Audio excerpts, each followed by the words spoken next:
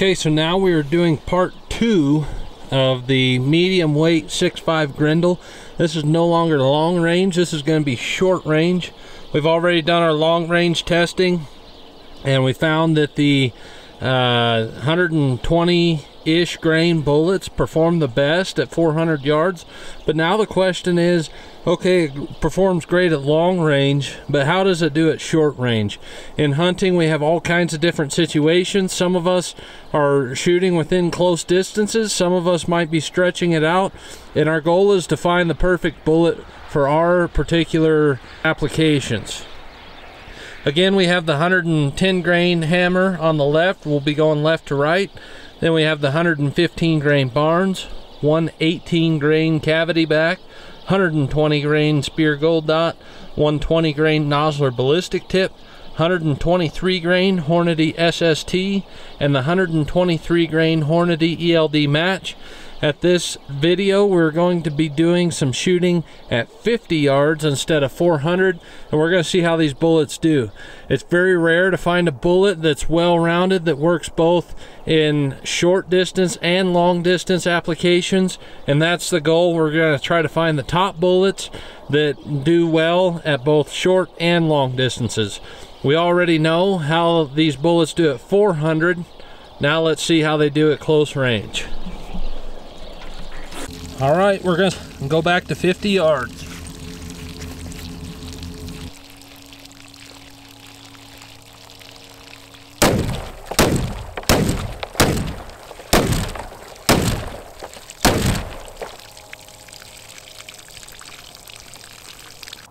Okay, so I shot those pretty fast.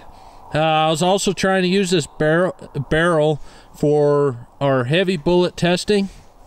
And so that's what the reason was for shooting fast. I had also used this barrel previously in our other video for long range.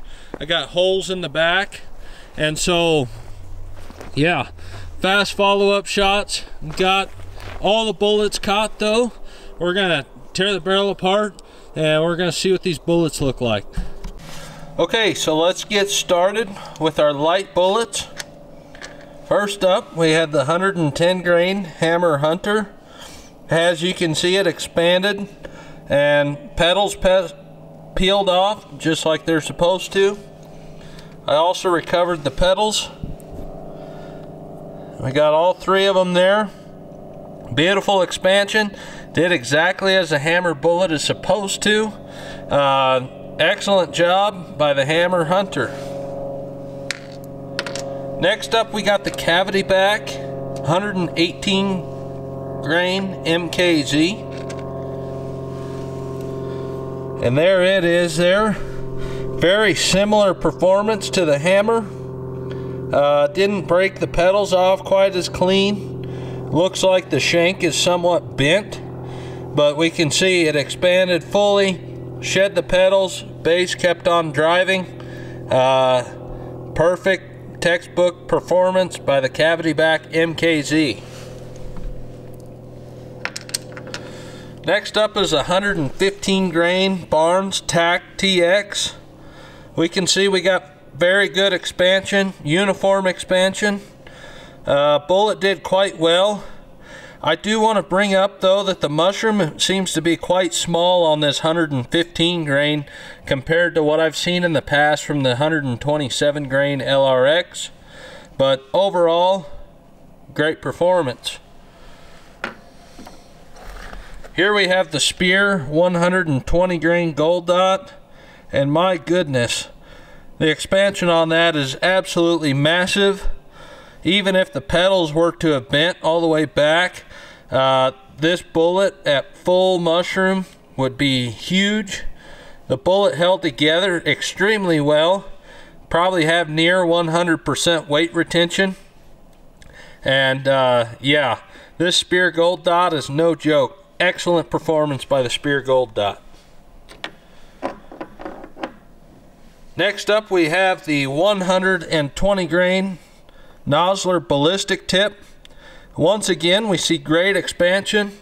Bullet held together very well. There was 0 jacket core separation, which is quite impressive for a non-bonded bullet at such close ranges. Excellent performance by the Nosler ballistic tip. Next up, we have the 123 grain Hornady SST, and this is all that's left of it. We got jacket core separation. There's the jacket, there's the core. There's not much left of the core. We had significant fragmentation with this bullet, and did not hold together as well as the other bullets.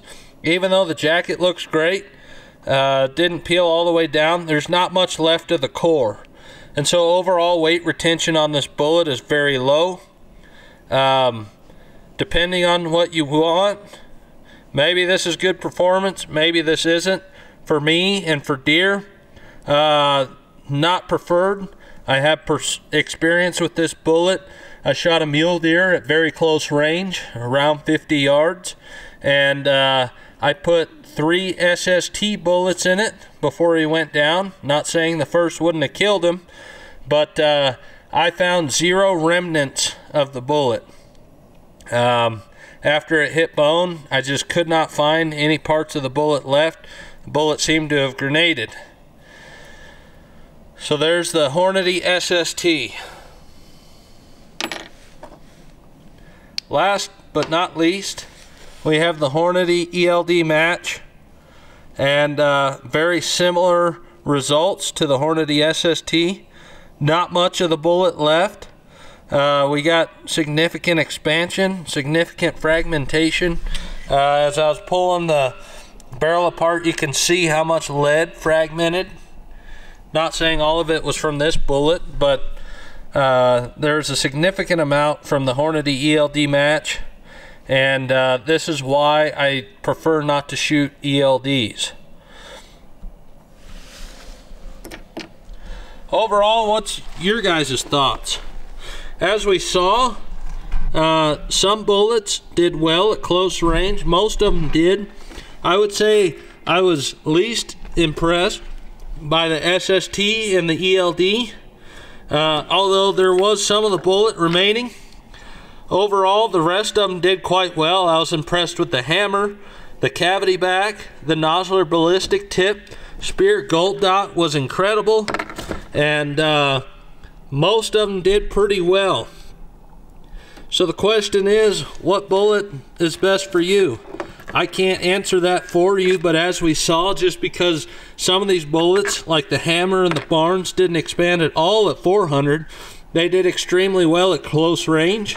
And just because the 123 grain ELD and the 123 grain SST did quite well at 400, they didn't do that well at 50. And so bullets like the Nosler ballistic tip, the Spear gold dot, the cavity back, those are probably my top 3 picks for an overall all-range bullet. The cavity back is almost impossible to beat. You saw how it expanded at 400 yards. Excellent, excellent. Spear gold dot, again, can't say enough good about it. This Nosler ballistic tip looks awesome. Shows a lot of promise, and looking forward to using some of these bullets on game in the future. Please comment below what your thoughts are. Thank you for watching.